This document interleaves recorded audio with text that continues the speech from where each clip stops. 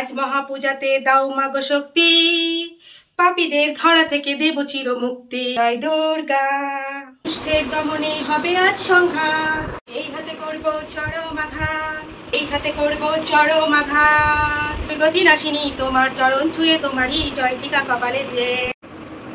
বাহ ঋতুদীপ বাহ, তোমাদের শহরে ঘটে গেল এত বড় অঘটন, আর এখনো তোমরা অভিনয় করছো। রচনাদি কাঁদছে আর তুমি শঙ্খ বাজাচ্ছ ওইভাবে। তোমার শঙ্খ বাজানোটাও তো মনে হচ্ছে রেকর্ড করা। যে কোনো মানুষ দেখে বুঝে যাবে তোমার শঙ্খ বাজানোটা রেকর্ড করা। আচ্ছা ঋতুদীপ, তুমি কি ভুলে গেছো আঘাত সিনেমার কথা? তুমি যখন আঘাত সিনেমা করেছিলে তখন আমরা দর্শকরা তোমাকে এই জায়গায় নিয়ে এসেছিলাম, তখন সত্যি আমার চোখেও জল এসেছিল। কোথায় তোমাদের বুমবাদা? আঘাত সিনেমার সময় তো বেশ দারুণ গান করেছে, তো দেখতে পেলে তোমরা কি গান করেছো, দেখিয়ে দিলাম। তো সেটা শুধু অভিনয়, সত্যিই তাই, অভিনয় আর বাস্তব সম্পূর্ণ আলাদা। আঘাত সিনেমায় তোমার সাথে যেটা ঘটেছিল সেটা ছিল অভিনয়, আর তিলোত্তমার সাথে যেটা ঘটেছে সেটা হলো বাস্তব। আর তুমি ঘরে বসে শঙ্খ বাজাচ্ছ ওইভাবে, সেটাও তো রেকর্ড করা মনে হচ্ছে। ঘরে বসে শঙ্খ না বাজিয়ে, আর রচনা দি তোমাকেই বলছি, ঘরে বসে কান্নাকাটি না করে রাস্তায় বেরো, সাধারণ মানুষের সাথে মিশে যাও। কারণ তুমিও একটা মেয়ে, তোমাদেরও উচিত যে রাস্তায় বেরো না আর সাধারণ মানুষের সাথে মিশে যাও। কতগুলো দিন চলে গেল জানো তোমরা? আমাদের তিলোত্তমার বাবা মা কি বলছে? সত্যি মানুষ দুটোকে দেখে নিজেকে ঠিক রাখা যাচ্ছে না। কি বলবো, কি ভাষায় প্রকাশ করতে পারছি না। তিলোত্তমার মা বলছে ছোট থেকে খুব কষ্ট করে বড় করেছে তার মেয়েকে। বাবা বলছে খুব কষ্ট করে বড় করেছে। আর যখন শুনেছে যে আরজি কর মেডিকেল হসপিটালের মতো জায়গায় যখন চাকরি করছে, তখন ওনারা খুব খুশি। সত্যি তো খুশি হবে না এবার কেন? এত বড় একটা হসপিটাল, সেখানে তাদের মেয়ে চাকরি পেয়েছে, ডক্টর হয়েছে, কত স্বপ্ন তার চোখে। 2-3 মাস পর বিয়ে। একটা মেয়েকে ক্ষত বিখ্যাত করে মৃত্যুর দিকে ঠেলে দিয়েছে কিছু অসুর রূপে মানুষ। এদেরকে অসুর বলাও ভুল হবে, অসুরের থেকেও মানে খারাপ যাকে বলা যায় তাই। দুর্গাপুজোর আগেই ঘটে গেল অঘটন, অকাল বোধন। সেখানে মা দুর্গা নিজেই মারা গেল। মা দুর্গাকে খুন করলো, বুঝতে পারছো? তাই নয় তো কি, প্রতিটা মেয়ের মধ্যে রয়েছে মা দুর্গার অস্তিত্ব, তাই না? যেখানে বিচার চাওয়ার জন্যে প্রতিটা শহর হন্যে হয়ে মানে প্রতিটা মানুষ রাস্তায় বেরিয়েছে, সেখানে কি করছে প্রশাসন? হ্যাঁ, একটা মেয়ে সেই 9 তারিখে মারা গেছে, এখনো পর্যন্ত একজন মাত্রকে ধরা হয়েছে। সে স্বীকার করছে না যে এর জন্যে সেও দোষী। 2 মাস পর বিয়ে। জানো তার বাবাকে কি বলে গেছে তিলোত্তমা? বলেছিল বাবা বিয়েতে তো অনেক খরচা, তো আমি তোমাকে 5 লাখ টাকা দেবো। তো বাবা বলেছে না, তোর 5 লাখ টাকা লাগবে না, আমি তোর বিয়ের সমস্ত খরচা করবো। কত স্বপ্ন ছিল মেয়েটার চোখে, আর সেই মেয়েটাকে চলে যেতে হলো এই পৃথিবী ছেড়ে। একটা মেয়ে হয়ে তোমরা কি করে এগুলো মেনে নিচ্ছ? হ্যাঁ, এটা অভিনয় নয়, এটা বাস্তব। বাবা মার কথাটা শোনো। বাবা মা বুকে পাথর, মানে তারা পাথর হয়ে গেছে। তারা বলছে আমার তো সব চলে গেছে। আরে টাকাটাই কি বড়? 10 লাখ টাকার বিনিময়ে একটা মেয়েকে তারা ভুলে যাবে? তারা কি এইভাবে মেয়েকে শিক্ষা দিয়েছে? যে ফ্যামিলি থেকে একটা মেয়েকে ডক্টর বানাতে পারে, সেই ফ্যামিলিকে টাকার কথা বলছো তোমরা। আর যদি 10 লাখ টাকা তোমাদের দেওয়া হয়, তোমরা ফিরিয়ে দিতে পারবে? যে সমস্ত অপরাধীদের জন্য তিলোত্তমা মারা গেছে, তারা ফিরিয়ে দিতে পারবে? তিলোত্তমাকে ফেরাতে পারবে বলো? তবে সত্যি বাবা মা একটা খুব সুন্দর ডিসিশন নিয়েছে যে টাকা চাই না, আমরা বিচার চাই। তো আজকের দিনে দাঁড়িয়ে খুব ভালো লাগছে যে সবাই একসাথে হয়েছে, সবার একই কথা যে সবাই বিচার চায়। কেউ মানে পিছিয়ে থেকো না। দেখো, এটা একটা ভেবো না যে সাধারণ মেয়েরও এই ঘটনা ঘটতে পারে, তো যাতে মেয়েরা সুরক্ষিত থাকে, ভালো থাকে, তো তার জন্যে চেষ্টা করো। কি করছে আমি তো শুধু বুঝে উঠতে পারছি না যে কি করছে মানুষ। এত পুলিশ, এত মানে যেখানে আমাদের মমতাদি রয়েছে, সেখানে একটা মেয়ের বিচারের জন্য এরকম হাহাকার করতে হচ্ছে। তোমরা নিচে কানে শোনো তিলোত্তমার বাবা মা কি বলছে। ঘটনার দিন তিলোত্তমার বাবা মা কি বলছে শোনো। তিলোত্তমার বাবা মা বলছে যে প্রচুর কষ্ট করে তারা তাদের মেয়েকে মানুষ করেছে। সত্যিই তাই, প্রতিটা বাবা মাই তার সন্তানকে প্রচুর কষ্ট করে মানুষ করেছে। তিলোত্তমার মা বলছে দিনকে নাকি ওর বাবার ওষুধ শেষ হয়ে গেছে, সকালে নিয়ে আসবে, কিন্তু সে তো খুব ভালো মেয়ে ছিল। সত্যিই তাই, কত না রূপে লক্ষ্মী গুণে সরস্বতী, তাই ছিল আমাদের তিলোত্তমা।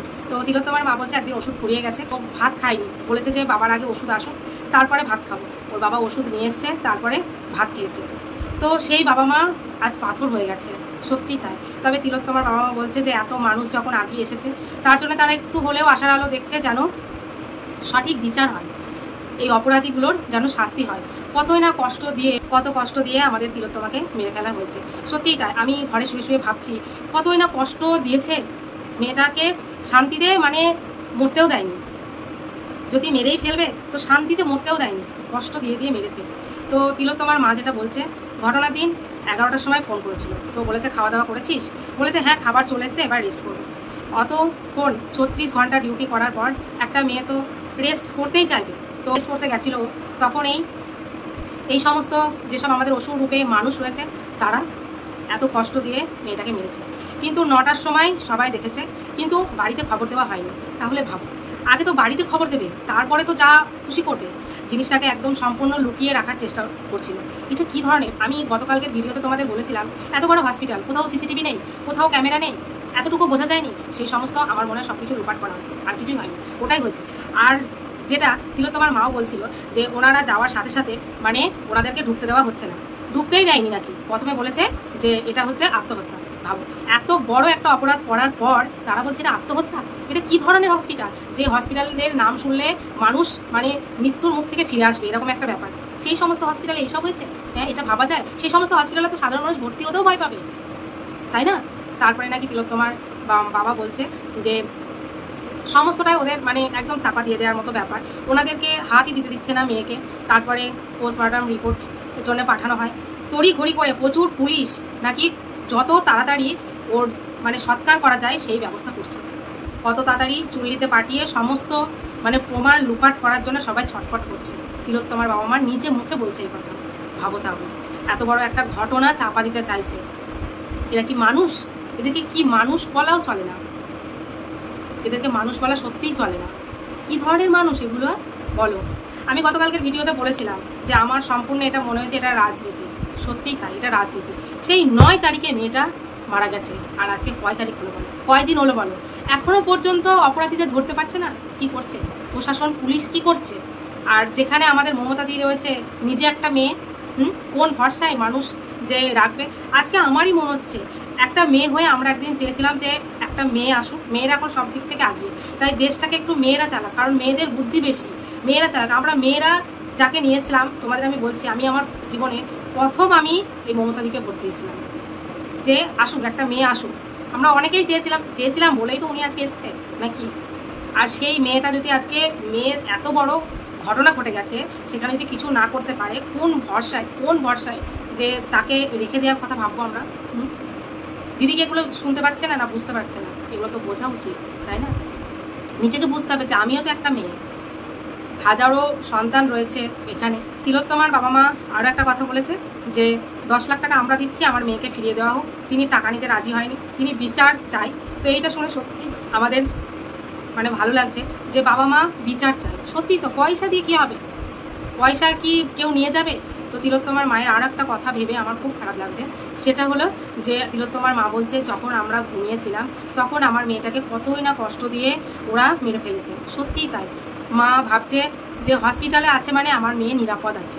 সত্যিই তো, হসপিটালও তো একটা সংসার। যারা চাকরি করবে চাকরির জায়গাতেও একটা সংসার রয়েছে, আর বাড়িতেও রয়েছে একটা সংসার। তাই হসপিটালের জায়গাটা একটা সংসার, তো সেখানে জানে আমার মেয়ে নিরাপদে রয়েছে। তো তিলোত্তমার বাবা মা বলছে যে ও নাকি সিনিয়র ডক্টর ছিল। তাহলে ও যখন সিনিয়র ডক্টর ছিল, তাহলে জুনিয়র ডক্টররা কি সারা রাতে এতটুকু ওর খোঁজ করেনি? আর সারা রাতে কি কোনো পেশেন্ট অসুস্থ হয়নি, কোনো পেশেন্ট আসেনি? এটা তো আমাদের মনে হয় না। আমার তো মনে হয় না, বাকিদেরও মনে হয় না, আমি এটাই জানি। কারণ হসপিটালে তো ডক্টররা সবসময় অ্যাভেলেবেল, সবসময় এদিকে যাচ্ছে তো ওদিকে যাচ্ছে, না তো এইটা করছে না ওইটা করছে, সেখানে ওর খোঁজ করা হয়নি। তো তিলোত্তমার বাবা মা বলছিল যে যখন রাস্তায় থাকে তখন মেয়েকে ফোন করে নি যে হচ্ছে কি ঠিকঠাক পৌঁছে গেছিস হসপিটালে। কিন্তু হসপিটালে আছে মানে তো নিরাপদ আছে, হসপিটালে থেকে এইভাবে মানে অত্যাচারিত হয়ে মারা যাবে এটা তারা ভাবতে পারেনি। সত্যিই তাই, এইভাবে তিল করে একটা মেয়ে শেষ হয়ে গেল। এত সুন্দর একটা জীবন, কত চোখে স্বপ্ন ছিল বলো তো। 13 বছরের সম্পর্ক, সেটা সম্পূর্ণ হতো, বিয়ে হতো। তিলোত্তমার মা বাবা বলছিল যে মেয়েকে আর বিয়ের কোণের বেশে জীবনেও দেখতে পারবো না, স্বপ্নই থেকে গেল। এই কথাগুলো শোনার পর বলো কি মনে হয় বলো, সেই বাবা মাটার ঠিক কতটা কষ্ট, তাই না? তো আসল দোষীদের কবে শাস্তি হবে তা জানি না, তবে আমি চাই যে সবাই যেভাবে রুখে দাঁড়িয়েছে সবাই এইভাবেই দাঁড়াতে থাক। আসল দোষীদের খুঁজে বার করা হোক, তাকে যথাযথ শাস্তি দেওয়া হোক। কারণ না হলে এই মেয়েটা মারা গিয়েও শান্তি পাবে না, তার আত্মা শান্তি পাবে না। কিভাবে পাবে বলো? সেই মেয়েটার মা বাবার কোথাও মনে হচ্ছে যে আমার মেয়ে একবার এসে যদি বলতো মা আমি বাড়ি এসেছি, বাবা আমি বাড়ি এসেছি, কত খুশি না হতো, তাই না? আমরা সবসময় সিনেমাটা ভাবি যে সিনেমায় সবসময় ফিরে আসে, কিন্তু বাস্তবে কখনোই ফিরে আসে না। বাস্তবটা বাস্তবে কোনো সিনেমা নয়, সিনেমা আর বাস্তব। কলকাতা শহর অনেকেই বলে খুব ভালো, কিন্তু আমি এর আগে অনেকবার লাইভে বলেছি কলকাতা আমার একটুকু পছন্দ না। কারণ কলকাতা আমরা বেঁচে ফিরে আসি এটা আমরা জানি, ঠিক আছে, কিন্তু কলকাতার জীবন হাতে করে বেড়াতে হয়। সেটা আমার সাথেও একটা ঘটনা ঘটেছে, সেইটা আমি এখন বলছি না, পরের কখনো যদি সুযোগ বা সময় হয় তাহলে বলবো। তবে ওর কাছে যাই বাড়ি আসি, সে দিনের বেলা ঠিক আছে, কিন্তু রাতের বেলা মেয়েরা একটুকু সেফটি নাই। একটু তিলোত্তমার বাবা মা বলছে মানে ওরা যত তাড়াতাড়ি পারে যেন মানে তিলোত্তমার শেষ কাজকর্ম সম্পূর্ণ করে, এরকম বলছে, যেন ওদের তাড়া ধরে গেছে। কারণ সমস্ত প্রমাণ তো লোপাট করতে হবে না, মানুষ জেনে যাবে, কত কি হয়ে যাবে। এতই যদি ভয়, তাহলে আগে তোমরা কোথায় ছিলে শুনি? যখন মেয়েটা তিলে তিলে শেষ হয়ে গেছে, কোথায় ছিলে তোমরা? হসপিটালের এতগুলো মানুষ চোখ কান নাক সব বন্ধ করে দিয়েছিলে নাকি? তোমার নামের অর্থ কি তোমরা জানো? তাহলে শোনো, তিলোত্তমা মানে শ্রেষ্ঠ ক্ষুদ্রতম কণ, যার শ্রেষ্ঠ সর্বোচ্চ গুণাবলী হতে পারে। সত্যি তিলোত্তমা যেমন নাম তেমন গুণ সম্পূর্ণ মেয়ে ছিল আমাদের তিলোত্তমা, তাই না? দেখো, ঠিক নামের উল্টো ভাষা। তিলোত্তমা যার নাম, সর্বোচ্চ গুণ সম্পন্ন একটা মেয়ে, নিজের পায়ে দাঁড়িয়ে তিল তিল করে মৃত্যুর দিকে ঢলে পড়ে। যেদিন এই 18-20 জন মানুষ শাস্তি পাবে, সেদিন তিলোত্তমা শান্তি পাবে। তিলোত্তমার বাবা মা একটু হলেও শান্তি পাবে যে সঠিক বিচার তারা পেয়েছে। মেয়েকে তো আর তারা ফিরে পাবে না, কোনোদিনই পাবে না। তাদের কষ্ট সারা জীবন মানে রয়ে যাবে। একটা মাত্র সন্তান হারানোর ঠিক কতটা যন্ত্রণা যে বাবা মা হারিয়ে বসে আছে তারাই জানে, আর কেউ জানে না। শহর গ্রাম সব তোলপাড় হয়ে যাচ্ছে, সবাই মোমবাতি হাতে করে একটাই কথা বলছে, we went justice, we went justice. বিচার চাই, আমরা বিচার চাই। তো গাইস, সকালবেলা আমার খাবার দাবার চলে এসেছে। ব্রেকফাস্টে রয়েছে তরকারি, দোকানের তরকারি আর দোকানের পরোটা। তো দোকানের পরোটা টানলে ছিটছে না, যা ছিঁড়ে গেল, একটু ভুলে যাও, এটাতে দেখা যায়। আমাকে ফোকাস, খাবার দাবারটাকে একটু ভালো ফোকাস রাখতে হবে। এটাতে শুধু খাবার দাবার দেখো, দোকানের খাবার যাই হোক না কারণ খুব টেস্টি হয়, ভালো লাগে আমার। কিন্তু জানি না পরোটা খেতে খেতে আমার দাম দেখা হয়ে গেল। ওই জন্য সকাল সকাল আমাদের বাড়িতে চলে এসছে মাছালা। তো আমি একদমই মাছ কাটতে পারি না, কারণ আমার বাড়িতে ভালো বটি নেই। তো এই যে বটিটায় মাছ কাটছে, এটাও আমাদের বাড়িরই বটি, কিন্তু খুব ছোট। তো মাছালা বলছে, সত্যি তুমি মাছ কাটার জন্য একটা ভালো বটি কিনবে। আমি বললাম ঠিক আছে, আজকের মতো কেটে দিই। কি বড় বড় চিংড়ি! কত নিয়েছি? 200 টাকা করে। 50 টাকা দিয়েছ? বাহ, কিন্তু এত বড় বড় একটু ছোট ছোট আনতে, পটল চিংড়ির সাথে একটু ছোট ছোট চিংড়ি বেশি। এখন দেখতে পাচ্ছ মাছ রান্না হবে, মাছগুলোকে লবণ হলুদ দিয়ে মাখিয়ে নিয়েছি। তো আমি এখন একটু হাঁটতে বেরিয়েছি, আর এটা হলো আমাদের হরকুমার স্কুলের সিঁড়ি। সিঁড়িটা দেখে আমার খুব ভালো লাগলো। যাদের অল্প জায়গায় বাড়ি তারা এরকম সিঁড়ি করতে পারো, তার জন্য এই সিঁড়িটা তোমাদের সাথে শেয়ার করলাম। তো এঘরে দেখছি আমার বর একটু পায়েস রান্না করছে। দেখি এদিকে মুখটা দেখি, আপনার কি রান্না করছেন? পায়েস? কার জন্য? আমার সোনা বউয়ের জন্য। এই দেখো, চলো পায়েসটা দেখেছো? বাবা, জিভে জল চলে, দেখেছো পায়েসটা? দেখো, দারুণ পায়েস। আমাদের রান্নাঘরের কি আর বলবো, ঘরের থেকে জিনিস বেশি। এই দেখো, এখানে আমার খাবার দাবার সব রয়েছে, দেখো সব খাবার দাবার চারিদিকে, কারণ খেতে প্রচুর ভালোবাসি, জানি তোমরা। দেখেছো, শুধুই খাবার দাবার খুঁজে পাবে আমার বাড়িতে। আমার বর এমন মাংসটা হাল করে রেখেছে, জানি না কতটা টেস্ট হবে। আর এদিকে হচ্ছে খাসির মাংস, এখানে 1 কিলো 200 খাসি আছে, আর এখানে 1.5 কিলো পোলট্রি আছে। তো এই রান্নাটা হচ্ছে, ঠিক আছে। আর বাকি রান্না আমার হয়ে গেছে, বাকিগুলো আমি পরে একেবারে তোমাদেরকে দেখিয়ে দেবো। ডাল হয়ে গেছে, ভাত হয়ে গেছে, চাটনি হয়ে গেছে, পাঁপড় হয়ে গেছে, দই মিষ্টি, আইসক্রিম আর মিষ্টি। বাবাই মিষ্টি নিয়ে আসবে, ভালো করছে, আইসক্রিম খাইনি, তার জন্য আইসক্রিম নিয়ে আসবে। বাড়িঘর গোছানো হয়ে গেছে, সোনা এখানে পুজো দিয়ে দিয়েছে, সুন্দর করে প্রসাদও তুলে নিয়েছে। আর যে সমস্ত মেহমানরা আমাদের বাড়ি আসবে তাদের তো দেখাতে পারবো না, কারণ ভিডিওর মধ্যে কেউই আসতে চায় না। তো এখানে এই যে আমার সোনা খাচ্ছে, ওই দেখি খাবার দাবার, এই যে ডাল আর চাল কুমড়ো চচ্চড়ি, এই দেখতে পাচ্ছ চিংড়ি মাছ দিয়ে। এই যে অনেকদিন পর বর এসছে, তাই কি রান্নার দোষ নেই তো, ফেলে দেওয়া জিনিসও আমি রান্না করতে। আমাদের বাড়ি কি রান্না হয়েছে দেখো, ভাত, এখনো ভাত হচ্ছে। এখানে হচ্ছে পটল চিংড়ি, এখানে হচ্ছে ডাল, এখানে রয়েছে ডালের সাথে চিপস, এখানে আমি শসা লেবু কেটে নিয়েছি, এখানে মাছের ঝোল হয়ে গেছে। তো এখানে মাছের ঝোলটা দেখেছো, ফোকাস করছে।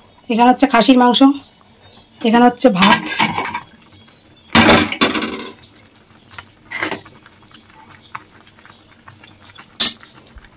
আর এখানে হচ্ছে চাটনি, এর মধ্যে রয়েছে পাঁপড়, এখানে আছে মিষ্টি। আর সবার খাওয়া হয়ে গেলে আমি আইসক্রিমের টাকা দেবো, এনে খেয়ে নেবে।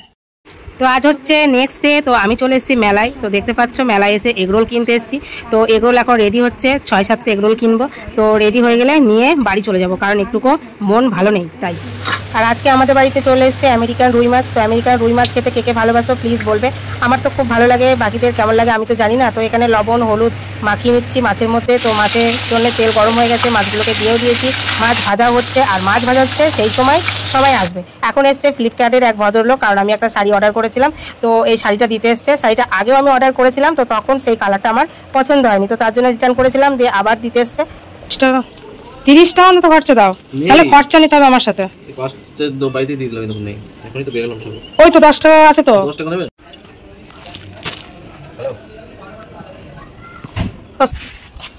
200 টাকা, 250 টাকা, আর কত 26 টাকা, তাই তো?